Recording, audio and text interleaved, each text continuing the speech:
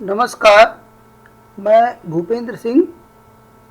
आज हम सीखेंगे आज की कक्षा में कि वन वे एनोवा की कैलकुलेशन या एसपीएसएस में इसका इंटरप्रिटेशन कैसे किया जाता है।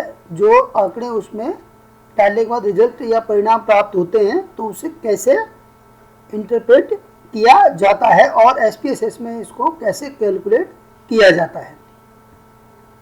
सबसे पहले जो वन वे एनोवा है, दरअसल में एनोवा का मतलब है एनालिसिस ऑफ वेरिएंस। दरअसल में इसको फिशर ने 1918 में खोजा था। तो ये एफएसयू भी कहलाता है, एफ टेस्ट भी इसको बोलते हैं। It is a parametric test. ये क्या है? एक प्राचलिक परीक्षण है and known as one way analysis of variance. इस परीक्षण में variables used dependent and independent, both variables are used, where dependent variables is used as test variable, but it should be continuous. That is, the data which is collected should be on interval or ratio scale. And the other independent variable, it is also called as grouping variable or factor, in which factors are included or groups are prepared. तो कहने का मतलब है कि dependent और independent दो variable होने चाहिए इसमें। डिपेंडेंट वेरिएबल कंटिन्यूस फॉर्म में हो और इंडिपेंडेंट वेरिएबल ग्रुपिंग फॉर्म में हो, यानी फैक्टर फॉर्म में हो। अब इस टेस्ट का यूज कब किया जाता है? It is when this test is use, यानी वन वे एनोवा कब यूज लिया जाता है? It is mainly use in field studies, experimental studies and quasi experimental studies. If there is statistical difference between more than two groups, more than two interventions or more than two ranges of scores, यानी दो समूहों में, दो अवधानों में या फिर दो अंतक्षेपों में, यानी है ना, और इसके अलावा दो विभिन्न प्रकार के प्राप्तांकों की रेंज में यदि अंतर है तो, या प्राप्तांकों की सीरीज, दो सीरीजों में, तब इसका उपयोग किया जाता है।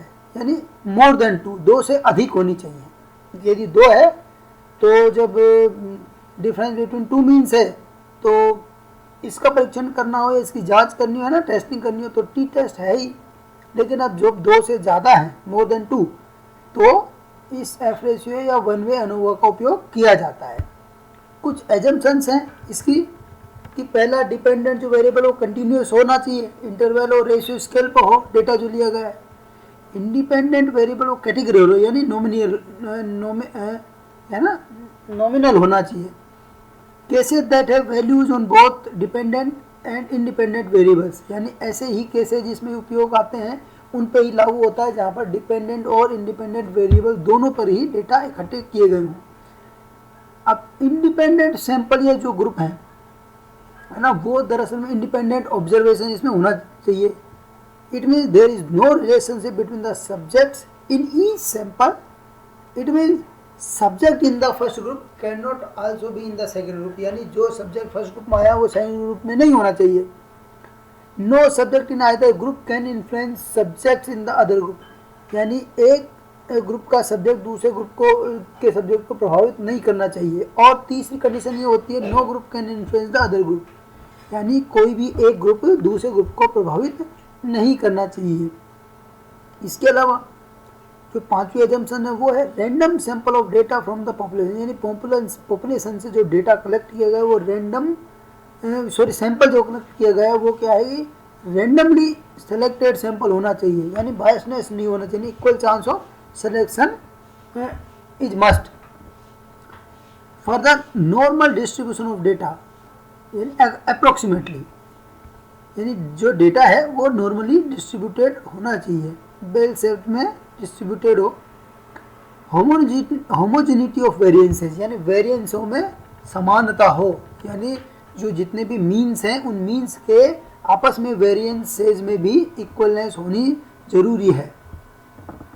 अब यदि इसके अलावा वो अलग चीज़ है कि जब जब ये वेरिएंसेस या एजम्पशंस क्या है कि जो प्रॉब्लम आती है उनमें एजम्पशंस को पूरा नहीं किया जाता है तो वायलेटेड होती हैं एजम्पशंस, तो फिर अलग अलग चीज़ों को यूज़ लिया जाता है। उसकी आपको जरूरत पड़ेगी नहीं, क्योंकि जब एजम्पशन ही वायलेट होती हैं तो फिर उसके लिए नॉन पैरामीट्रिक टाइप का क्रुस्कल वालिस टेस्ट है, ये इसी का भाई है। फ़र्क ये है कि ये पैरामीट्रिक टेस्ट है वन वे एनोवा, लेकिन क्रुस्कल वालिस जो टेस्ट है वो नॉन पैरामीट्रिक है। अब 8वीं जो एजम्पशन है वो नो आउटलाइर्स, यानी एक्चुअल में इसमें एक्सट्रेनियस और इंटरवीनिंग वेरिएबल्स है उनको कंट्रोल किया गया हो, है ना, यानी बाहर से कोई हस्तक्षेप इसमें होना नहीं चाहिए। आउटलायर्स यानी जो हस्तक्षेप करने वाले जो फैक्टर्स है वो इसमें नहीं होने चाहिए, यानी कंट्रोल कर लिया जाए तो ज़्यादा बेटर रहता है। अब हम ये देखेंगे कि वन वे एनोवा जो परीक्षण है ना, उसको दरअसल में एसपीएसएस में कैसे किया जाता है। तो इसके लिए हमने एक प्रॉब्लम ले ली है। प्रॉब्लम ये ली है हमने कि हमारे पास 3 प्रकार के लोग हैं। एक तो वो जो बिल्कुल भी ड्रिंकिंग नहीं करते हैं, यानी अल्कोहल कंजम्पशन नहीं करते हैं। दूसरे वो लोग हैं जो अल्कोहल कंजम्पशन पहले करते थे लेकिन अब छोड़ चुके हैं। और तीसरे ये हैं जो करंट ड्रिंकर्स हैं, यानी जो अभी अल्कोहल कंजम्पशन नए नए करने लगे हैं या कर रहे हैं। तो 3 तरह की कैटेगरीज को हमने क्या किया, एक रेस करवाई और दौड़ाया, और प्रत्येक व्यक्ति के रन टाइम को नोट किया कि 1 किलोमीटर की दूरी इतने मिनट में इसने पूरी की। तो इसके लिए हमने 435 लोगों का, या स्टूडेंट्स मान लीजिए, स्टूडेंट्स क्या कैंडिडेट्स ही मान लीजिए, और ड्रिंकर्स का डेटा इकट्ठा हमने कर लिया 435 लोगों का। अब 435 लोगों में से कुछ ऐसे भी हैं जिनके डेटा फिल नहीं हुए हैं। कहने मतलब है कि हम ये भी मानते हैं कि हो सकता है डेटा फीडिंग में प्रॉब्लम हो गई है ना, किसी का टाइम हमें पता नहीं हो सकता है कोई कैंडिडेट पहले बीच में घर चला गया हो, छोड़ के चला गया हो। तो कहने का तात्पर्य इसमें मिसिंग वैल्यू भी शामिल है। अब हम ये करके देखते हैं कि यहाँ पर देखिए 2 चीज़ें होंगी। अब जब यहाँ पर देखिए 3 रन टाइम की बात करें तो यहाँ 3 प्रकार के लोग हैं। करंट ड्रिंकर्स हैं, ओल्ड ड्रिंकर्स हैं, है ना, जो प्रीवियस ड्रिंकर्स, और तीसरे वो जो नॉन ड्रिंकर्स है, जो शराब नहीं पीते हैं। तो चूँकि 2 से ज़्यादा यहाँ पर मीन्स हो गए, है ना, तो 2 से ज़्यादा मीन्स हो गए तो ऑब्वियसली एनोवा लगेगा। तो पहली कंडीशन ये हो गई। अब हम इसमें वन वे एनोवा जब लगाएंगे तो उससे पहले हमें हाइपोथेसिस बनानी पड़ती है, ठीक है ना। अब हाइपोथेसिस बनाने का सरल तरीका क्या देखा था हमने कि जो हाइपोथेसिस बनी थी, इसमें जो हाइपोथेसिस बनेगी दरअसल में इसमें सीधी सीधी हाइपोथेसिस ये बनेगी H0 यानी H0 कोलन या is that all means are equal. तो ये तो नल हाइपोथेसिस बन गई, यानी μ1 इक्वल टू μ2 इक्वल टू μ3 और सो ऑन μn, यानी μn तक, यानी कहने का मतलब जितने भी जो मीन्स हैं वो इक्वल हैं। तो ये हमारी H0 हाइपोथेसिस बन गई। और H1 यानी अल्टरनेटिव हाइपोथेसिस बनाएंगे तो वो क्या होगा, उसमें μ1 not equal to μ2 not equal to μ3 so on and not equal to μn, यानी कहने मतलब जितने भी मीन्स हैं वो समान नहीं है, वो इक्वल नहीं है। The all means are not equal. तो ये हमारी अल्टरनेटिव हाइपोथेसिस इसमें बन गई। अब हम हाइपोथेसिस बन गई है तो अब हम इसको करके देखते हैं और इंटरप्रिटेशन भी हम करेंगे इसमें। अब सबसे पहले देखिए ये हमने डेटा मैंने ले लिया है, डेटा फीड कर लिया है। कैंडिडेट आईडी है, टाइप्स ऑफ ड्रिंकर्स है और रन टाइम, उनका रनिंग टाइम कितना उन्होंने लिया वो भर लिया है। स्केल पर है कैंडिडेट आईडी, क्योंकि हमने इसमें 201, 203, 204 इस तरह से आईडी इस स्टूडेंट्स की थी ली है। टाइप्स ऑफ ड्रिंकर्स में हमने चूँकि इसमें वेरिएबल देखिए फीड कर दिए, नॉन ड्रिंकर्स है, पास्ट ड्रिंकर्स और करंट ड्रिंकर्स हैं। तो नॉन ड्रिंकर को 0, पास ड्रिंकर को 1 और करंट ड्रिंकर को हमने 2 इसमें वैल्यू दी है या कोडिंग दी है। और रन टाइम की कोडिंग की आवश्यकता है नहीं, और डेसिमल हमने रन टाइम का 2 पॉइंटों तक कर दिया है, या 2 बिंदुओं तक 10 दशमलव के बाद 2 अंकों तक कर दिया है। अब हम कैलकुलेशन करते हैं, एनालाइज में जाएंगे। एनालाइज में जाने के बाद कंपेयर मीन्स, क्योंकि मीन्स का ही कंपेरिजन कर रहे हैं हम। पहले वन वे किया हमने, इंडिपेंडेंट वे पेड, अब हम वन वे एनोवा कर रहे हैं। वन सैंपल का किया था, अब वन वे एनोवा। तो वन वे एनोवा जैसे मिला उस पर क्लिक किया। अब जैसे क्लिक करेंगे तो ये कंडीशन ऐसे मिलती है, यहाँ पर इस तरह आपको डेटा मिलता है, और यहाँ पर ये डिपेंडेंट लिस्ट ब्लैंक होती है। अब देखिए यहाँ पर 2 चीज़ें मिलती हैं, वन वे एनोवा, ये जो डायलॉग बॉक्स पूरा ओपन हुआ है इसमें है ना, ये चौंकाने वाला। तो इसमें देखिए कैंडिडेट आईडी दिख रहा है हमारा, टाइप ऑफ ड्रिंकर्स आ रहा है, रन टाइम आ रही है, और ये भी दिख रहा है कि ये हमारा कौन सा है, कि ये ऑर्डिनल स्केल पे है, और ये क्या है, ये हमारा सॉरी स्केल पे ये डेटा है हमारा, है ना, और ये नॉमिनल ये मान के चलो ऑर्डिनल डेटा है। अब हम डिपेंडेंट लिस्ट में, अब देखिए डिपेंड क्या करता है, डिपेंड करता है रन टाइम, किस पर, तीनों तरह के लोगों पे दौड़ने पर, क्योंकि रन टाइम में डिफरेंट आएगा। मान लो मैं, हम और आप भी 4-5 लोग मिलकर दौड़ेंगे तो सबके केस में रनिंग टाइम में डिफरेंस आएगा। तो रनिंग टाइम डिपेंड किस पर करता है, कैंडिडेट पे, है ना, यानी ड्रिंकर पे। तो रन टाइम तो क्या है, डिपेंडेंट लिस्ट। अब टाइप ऑफ ड्रिंकर, ड्रिंकर के कितने 3 टाइप थे, तो यानी इनको हमने क्या लिया था, ये तो डिपेंडेंट वेरिएबल हो गया। इंडिपेंडेंट क्या है, ड्रिंकर, क्योंकि ड्रिंकर दौड़ेगा तो रन टाइम आएगा, दौड़ेगा नहीं तो रन टाइम आएगा ही नहीं, है ना। तो रन टाइम कब आएगा, जब ड्रिंकर दौड़ेगा या कैंडिडेट दौड़ेगा।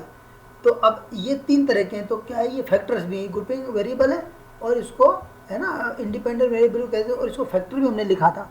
तो इस फैक्टर में इनको इंसर्ट कर दिया। फैक्टर में इंसर्ट करने के बाद अब हम चलते हैं ऊपर कॉन्ट्रास्ट। कॉन्ट्रास्ट में जाएंगे और पॉलिनोमियल पर इसमें हमने चेक मार्क लगा दिया है और कंटिन्यू कर दिया। उसके बाद पोस्ट होक एनालिसिस खोलेंगे। क्या खोलेंगे, कॉन्ट्रास्ट पर पोस्ट होक एनालिसिस। देखिए पोस्ट होक एनालिसिस का मतलब क्या होता है, दरअसल में जो वन वे एनोवा है या एफरेस है, ये तो बता देता है कि अंतर है, लेकिन ये नहीं बताता किस किस के बीच अंतर है, ओवरऑल अंतर बताता है। तो जब ओवरऑल अंतर से हमें समझ नहीं आता है कि भाई किस में कितना अंतर है, तो इंडिविजुअल अंतर को देखने के लिए भाई किस किस में कितना अंतर है, तो इसके लिए पोस्ट होक एनालिसिस किया जाता है। अब इसके लिए हमने क्या है कि बॉनफेरोनी भी है, ट्यूक्स है, इसके अलावा डंकन्स है। तो ये मेनली 3 यूज आते हैं, एक तो बॉनफेरोनी, ट्यूके और डंकन। लेकिन चूंकि अभी हमें यहाँ पर क्या है कि सबसे अच्छा माना जाता है ट्यूक, तो हम ट्यूक को चेक मार्क लगा देंगे इक्वल वेरिएंसेस एज्यूम्ड के बाद। अब उसके बाद कहीं भी कुछ नहीं करना है। सिग्निफिकेंट लेवल हमने देखा है, ठीक है ना, 0.05 पे हम देखेंगे, क्योंकि पी वैल्यू को लिखते हैं ना पी लेस देन 0.05, तो ये वही सिग्निफिकेंट लेवल है। इस पर हम चेक करेंगे। आप 0.01 भी कर सकते हैं, लेकिन 0.01 सामाजिक विज्ञानों में या सोशल साइंसेज में और एजुकेशन में ठीक माना जाता है, तो हम इसको कंटिन्यू कर देंगे। अब हम ऑप्शंस में जाएंगे, है ना। देखिए पहला कॉन्ट्रास्ट हो गया, पोस्ट होक करते, अब हम ऑप्शंस में जाएंगे। डेस्क्रिप्टिव पे चेक मार्क नहीं लगाएंगे, फिक्स्ड रैंडम पे नहीं लगाएंगे, हम लगाएंगे होमोजेनिटी ऑफ वेरिएंस। ये ऐसे मिलेगा। तो पहले था ना होमोजेनिटी ऑफ वेरिएंस है, लेविन टेस्ट से हमने क्या होमोजेनिटी ऑफ वेरिएंस चेक कर रहे हैं बार बार, है ना। तो पहले भी किया था और अब करेंगे होमोजेनिटी ऑफ वेरिएंस है। और मीन्स प्लॉट, ये 2 पे क्लिक कर दे, और मिसिंग वैल्यूज में हम हर बार क्या करते हैं, exclude cases analysis bye analysis, यानी उन केसेज को छोड़ दे जिनमें मिसिंग वैल्यूज है। कंटिन्यू कर देंगे। बूट स्ट्रैप पर कुछ नहीं करना है, ओके कर देंगे। जैसे ही ओके करेंगे हमारे पास रिजल्ट प्रोसेसिंग होके सामने मौजूद होगा। अब रिजल्ट जैसे ही आएगा, देखिए यहाँ पर 1, 2, 3 और 4 और 5 सेक्शन यहाँ पर अवेलेबल हो रहे हैं हमारे पास। पहला सेक्शन है टेस्ट ऑफ होमोजेनिटी ऑफ वेरिएंसेज, ठीक है ना। देखिए लीविंस स्टैटिस्टिक्स जो पहले लिखा रहा था वही अभी इसमें भी आ रहा है। दूसरा है रन टाइम, ये एनोवा टेबल जो हमें मिली है, या एनोवा सेक्शन। तीसरा है पोस्ट होक टेस्ट, है ना, मल्टीपल कंपैरिजन वाला, जिसको हमें बता रहे थे कि भाई प्रत्येक ग्रुप के बीच अंतर देखने के लिए पोस्ट होक एनालिसिस का उपयोग किया जाता है। और होमोजीनस जो सबसेट है वो ये जो बताता है कि भाई ये तो सबसेट होमोजीनस है और ये हेट्रोजीनस है। होमोजीनस यानी इक्वल, जिनमें अंतर है, या इक्वल ये ग्रुप हैं लगभग लगभग, और दूसरे अनइक्वल हैं। तो इससे भी हम चलेंगे। और लास्ट वाला जो मीन प्लॉट, 5वां सेक्शन ये हमारा है ना। तो अब देखिए सबसे पहले हम क्या करेंगे, इसमें कुछ नहीं करना है हमको। मीन, ये जो मीन प्लॉट दिख रहा है, अभी हम इसमें थोड़ा सुधार कर लेते हैं। मीन प्लॉट में डबल क्लिक करेंगे। डबल क्लिक जैसे ही करेंगे तो एक डायलॉग बॉक्स ओपन होगा। तो इसमें ऑप्शंस में जाएंगे और देखिए लिखा रहा ट्रांसपोज चार्ट। क्या किया हमने, ऑप्शंस में गए और ट्रांसपोज चार्ट पर हमने क्लिक किया। तो ट्रांसपोज यानी नीचे की चीज़ें ऊपर आ गई, ये साइड में आ गई, और ये साइड की चीज़ें ये नीचे चली गई। ठीक है, मीन रन टाइम पहले यहाँ था, टाइप्स नीचे थे, और टाइप्स अब इधर आ गए। ये मीन रन टाइम यहाँ आ गए, क्योंकि सीधा दौड़ने के लिए इसको डायरेक्ट क्लोज कर दें, वो ऑटोमेटिक चेंज हो जाएगा। देखिए यहाँ चेंज हो गया। अब हम इंटरप्रिटेशन एक एक का करते हैं। सबसे पहले हम देखते हैं लीव इन टेस्ट को। सबसे पहले हम टेस्ट ऑफ होमोजेनिटी ऑफ वेरिएंसेज करते हैं, क्योंकि पहली शर्त रहती है कि यदि होमोजेनिटी ऑफ वेरिएंसेज नहीं है तो फिर मैंने बताया क्रुस्कल वालिस टेस्ट का यूज लिया जाएगा, जो कि नॉन पैरामीट्रिक है। चूँकि ये टेस्ट पैरामीट्रिक है तो है ना, पैरामीट्रिक होता है वन वे एनोवा, तो इसलिए हम होमोजेनिटी ऑफ वेरिएंसेज पहले चेक कर लेते हैं। हमने चेक किया। अब देखिए यदि होमोजेनिटी ऑफ वेरिएंसेज नहीं आएगा तो हम क्रुस्कल वालिस पे चले जाएंगे, सीधे सीधे पता चल गया हमको है ना, यानी आगे कुछ करने की ज़रूरत ही नहीं है आगे। अब हम टेस्ट ऑफ होमोजेनिटी में चेक करते हैं। इसमें देखिए सबसे पहली बात है बेस्ड ऑन मीन। तो हम बेस्ड ऑन मीन पे ही जाएंगे। ये 0.09 किसी को भी देख लीजिए, 0.09 है, ये 0.1 है, 0.1 है, 0.097 है। इनमें से सारी वैल्यू 0.05 से अधिक है। किससे, 0.05 से अधिक है।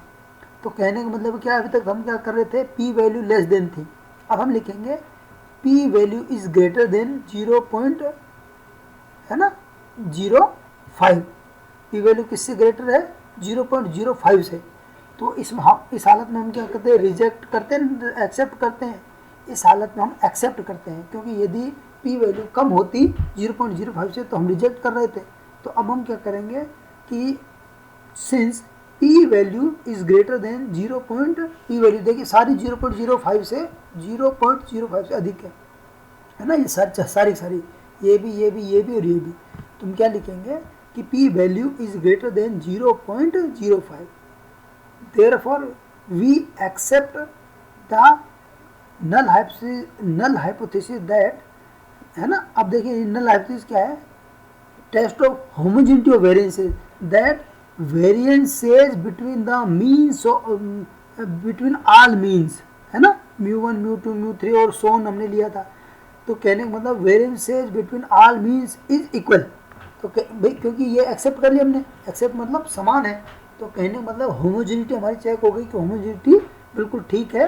क्योंकि पहली शर्त ये होती है कि इसमें भाई होमोजेनिटी होनी चाहिए, बाकी तो पता नहीं, लेकिन ये शर्त होना बहुत ज़रूरी है। बाकी शर्त नहीं भी हो तो भी कोई बात नहीं है, लेकिन होम टेस्ट ऑफ होमोजेनिटी जरूरी है। अब होमोजेनिटी आ गई तो बाकी सारी चीज़ें ठीक लगभग हो जाती हैं। तो कहने का मतलब है होमोजीनियस है हमारा जो डेटा प्राप्त हुआ है ना, सारे मीन्स के जो ग्रुप हैं वो होमोजीनियस है। अब क्या हुआ, होमोजेनिटी हमने चेक की है, ओके सारी होमोजीनियस है, क्योंकि वैल्यू ज़्यादा है पी से, है ना, पी की वैल्यू 0.05 से ज़्यादा है। That means we accept the null hypothesis and it means the homogeneity of variances of all means are equal. तो कहने मतलब सब में होमोजेनिटी बिल्कुल समान है। तो अब हम ये मानते हैं हमने टेस्ट वन वे एनोवा ठीक लगाया है। अब हम आगे की तरफ चलते हैं, केवल ये तो ये काम आएगा। इंटरप्रिटेशन बना दिया, since P is greater than 0.05 that means the homogeneity of variances is of all means are equal, है ना। Therefore the test which is used is बिल्कुल इज करेक्टली, है ना, या करेक्ट, यानी कहने मतलब हमने बिल्कुल राइट टेस्ट को यूज लिया है। अब हम चलते हैं दूसरे नंबर पे। अब देखिए यहाँ पर दिख रहा है एफ वैल्यू। एफ वैल्यू क्या बताती है, देखिए अभी इसमें एनोवा टेबल में आ गए हम, या एनोवा वाले सेक्शन में आ गए। बिटवीन ग्रुप और विद इन ग्रुप इसमें होते ही हैं, तो हमें क्या करना है, इसमें बिटवीन ग्रुप कंबाइंड पे जाना है, ठीक है ना, कंबाइंड वाले वैल्यू पे। किस पे, बिटवीन ग्रुप कंबाइंड है। इसमें हम देखेंगे एफ वैल्यू क्या, देखिए DF 2 है क्योंकि 3 ग्रुप है, तो 3 ग्रुप एन में है ना, तो n बराबर 3 हो गया, तो n-1 DF बराबर n-1 होता है ना, क्योंकि एक ड्रिंकर हो गए, एक नॉन ड्रिंकर हो गए और 5 ड्रिंकर्स हो गए। तो अब DF 2 हो गया, तो है ना, और f का मान क्या हो गया अपने, ये एनोवा का 9.209, ये 9.209, और ये सिग्निफिकेंट वैल्यू है कि नहीं देख लिए 0.00000, तो इसका मतलब ये बहुत ज़्यादा सिग्निफिकेंट है। तो इसका मतलब क्या है, हम क्या लिखेंगे, since p value is less than, अब यहाँ पर ये उसको इंटरप्रेट, ये दूसरे का है ना, ये एनओ का है, यानी अभी तक तो हमने टेस्ट ऑफ जो वेरिएंसेस था ना, होमोजेनिटी वेरिएंस उसका किया था। अब इसका इंटरप्रिटेशन करेंगे, क्योंकि since p is less than 0.05 है ना। अब लिखने का तरीका क्या है, ब्रैकेट में लिखेंगे f और ब्रैकेट उसमें नीचे सबस्क्रिप्ट लिख के लिख देंगे f on DF2 equal to 9.209 bracket close. That means we reject the null hypothesis that, अब क्या करेंगे, हमने क्या बनाई थी, that all means are equal है ना, इसको तो हमने रिजेक्ट कर दिया, that all means are equal, that it means there is significant statistically significant difference between the all means। इसका मतलब सभी जो मध्यमान है उनमें कुछ न कुछ अंतर है, ठीक है ना, क्योंकि एक्सेप्ट नहीं हुई, हमने रिजेक्ट किया ना, देखिए सिग्निफिकेंट वैल्यू के आधार पे। अब हम चलते, इसका मतलब है हमारा ये भी टेस्ट हो गया कि भाई एफ वैल्यू कह रही है कि इसमें अंतर है, लेकिन अब चूंकि अंतर तो हमें पता चल गया, लेकिन ये नहीं पता चल रहा कि भाई नॉन ड्रिंकर्स और पास्ट ड्रिंकर में अंतर है, या पास्ट ड्रिंकर और करंट ड्रिंकर में अंतर है, या करंट ड्रिंकर या नॉन ड्रिंकर में अंतर है। तो अब इसके लिए अब हम आएंगे पोस्ट होक टेस्ट पे, मल्टीपल कंपैरिजन पे, तीसरे सेक्शन में। इस सेक्शन में अब हम क्या देखेंगे, देखिए अभी तो अंतर की बात चल रही है, अंतर है ना, अंतर है, तो अब तक तो पता चल गया अंतर है, ऊपर से भी नीचे तक दोनों सेक्शन। अब इसमें देखते हैं, इसमें सबसे बढ़िया देखना है, आपको कुछ नहीं देखना है, आपको केवल ये पहले तो ये देखना 95% कॉन्फिडेंस इंटरवल हमने देखा था वहाँ बिल्कुल है ही, क्योंकि हम मानते आ रहे हैं। अब हम सिग्निफिकेंट वैल्यू देखेंगे, है ना, तो इसमें देखेंगे ये सिग्निफिकेंट वैल्यू क्या है, ये ज़्यादा है, p वैल्यू ग्रेटर देन 0.05 से ज़्यादा है, तो इसका मतलब है नॉन ड्रिंकर और पास्ट ड्रिंकर में बहुत ज़्यादा अंतर नहीं है। अब देखिए यहाँ पर आ रही है 0.00, यानी ये सिग्निफिकेंट है, तो यहाँ पर हम नल हाइपोथेसिस को रिजेक्ट करेंगे। इसका मतलब क्या है कि नॉन ड्रिंकर और करंट ड्रिंकर में अंतर है या नहीं है, इसमें अंतर है, क्योंकि नॉन ड्रिंकर और करंट ड्रिंकर में अंतर है। तो कहने का मतलब है जहाँ जहाँ पर ये सिग्निफिकेंट वैल्यू दिख रही है, तो नॉन ड्रिंकर और करंट ड्रिंकर का ही आ रहा है, देखो यहाँ भी नॉन ड्रिंकर करंट ड्रिंकर में आ रही है, तो ये भी नॉन, तो कहने का मतलब है हम इंटरप्रेट क्या करेंगे कि there is differences between non drinker and current drinker rather than past drinker, यानी पास्ट ड्रिंकर में और नॉन ड्रिंकर में, या पास्ट ड्रिंकर और करंट ड्रिंकर में इतना अंतर नहीं है जितना नॉन ड्रिंकर और करंट ड्रिंकर में है, क्योंकि ये सिग्निफिकेंट वैल्यू बता रही है ना। यदि ये 0.05 से कम है तो इसका मतलब उनमें अंतर ज़्यादा है, क्योंकि हमने रिजेक्ट करते हैं नल हाइपोथेसिस को और एक्सेप्ट किसको बोलते हैं, अल्टरनेटिव हाइपोथेसिस को, दैट मीन्स नॉट इक्वल। तो नॉट इक्वल मतलब बिल्कुल इक्वल नहीं है, अंतर है इसका मतलब। अब हम चलते हैं होमोजीनस। अब देखिए वैसे तो आप देख रखा है तो सबसेट देख सकते हैं, इसमें नॉन ड्रिंकर और पास्ट ड्रिंकर को एक सबसेट में रखा है और करंट ड्रिंकर को और पास्ट ड्रिंकर को एक सबसेट में रखा है। कहने का मतलब ये है नॉन ड्रिंकर यहाँ पर, पास्ट ड्रिंकर यहाँ पर, कहने का मतलब इनमें ज़्यादा अंतर आ रहा है, तो ठीक है ना, तो ये चीज़ भी देख सकते हैं, है ना। अब इसके बाद हम चलते हैं अपने मीन प्लॉट पे। मीन प्लॉट है मीन ऑफ रन टाइम। अब देखिए यहाँ से अंतर बिल्कुल साफ दिखेगा। एक काम और करते हैं हम, इस पर एक बार डबल क्लिक कीजिए, डबल क्लिक करने के बाद इस पर लेके जाइए, उस पर राइट बटन क्लिक कीजिए और देखिए शो डेटा लेवल लिखा जाता है। इस लाइन पे ले जाके इस पर राइट बटन क्लिक कीजिए और देखिए इस लाइन पे, है ना, है, इस लाइन को सेलेक्ट करेंगे और लाइन जैसे सेलेक्ट हो जाए तो show data level. Show data level में क्या होगा कि यहाँ पर डेटा लेवल शो हो जाएगा। ये देखिए डेटा शो हो गए, ये 1 2 3 हो गए। अब हम देखते हैं, अब देखिए जो नॉन ड्रिंकर है वो 1 किलोमीटर दूरी तय करने में कितने 6.41 6 मिनट 41 सेकंड का टाइम ले रहे हैं। फास्ट ड्रिंकर कितना ले रहे हैं? 6 मिनट 83 सेकंड का है ना, 6 मिनट और 83 सेकंड का टाइम ले रहे हैं। और इधर करंट ड्रिंकर्स क्या ले रहे हैं? 7 मिनट, यानी 6 मिनट 13 सेकंड, इसको आप 7 मिनट में कन्वर्ट कर देंगे, क्योंकि ये अभी देखिए ये मैथमेटिकली दिखा रखा है, जब आप टाइम घंटे मिनट में करेंगे तो ऑटोमेटिक आएगा। तो कहने का मतलब है कि 6 मिनट 41 सेकंड तो ठीक है, 6 मिनट और ये 28 सेकंड है, तो इसको हम क्या करेंगे 7 मिनट 28 सेकंड हो गए लगभग, है ना। और तीसरा है ये 7 मिनट और 12 सेकंड। तो कहने का मतलब ये है कि चूंकि इसके अनुसार हम कर नहीं सकते तो हम इसको 6 मिनट 28 सेकंड ही मानेंगे। तो कहने का मतलब क्या हुआ कि अब हम इसमें ये देखेंगे कि सबसे ज़्यादा टाइम करंट ड्रिंकर्स लेते हैं 1 किलोमीटर दूरी तय करने में, एवरेज में, है ना। तो कहने का मतलब करंट ड्रिंकर्स चूँकि जो शराब पीता है तो ओबियसली वो थकेगा सही, है ना। फास्ट ड्रिंकर यानी जो शराब छोड़ दो वो थोड़ा कम टाइम ले रहे हैं, है ना, यानी बॉडी में रिकवरी हो रही है। और नॉन ड्रिंकर हैं वो ओबियसली वो बहुत ही कम समय में दूरी तय कर रहे हैं। तो कहने का मतलब है हमें इससे भी ये समझ में आ गया है ना, कि ये डिस्टेंस कैसे पूरी कर रहे हैं। तो इस तरह से आप अब इसमें यह लिख भी सकते हैं कि सबसे कि non drinkers taking less time to complete, है ना, the distance of 1 kilometre than the fast drinkers और current drinkers, and current drinkers are taking more time than the non drinker और फास्ट ड्रिंकर्स। हो गया इंटरप्रिटेशन। तो मैं समझता हूँ कि आप लोग इससे सीख गए होंगे कि जो वन वे एनोवा है उसको कैसे उपयोग लिया जाता है, स्पेसेस में इंटरप्रिटेशन कैसे किया जाता है। इसी के साथ बहुत बहुत आपका धन्यवाद।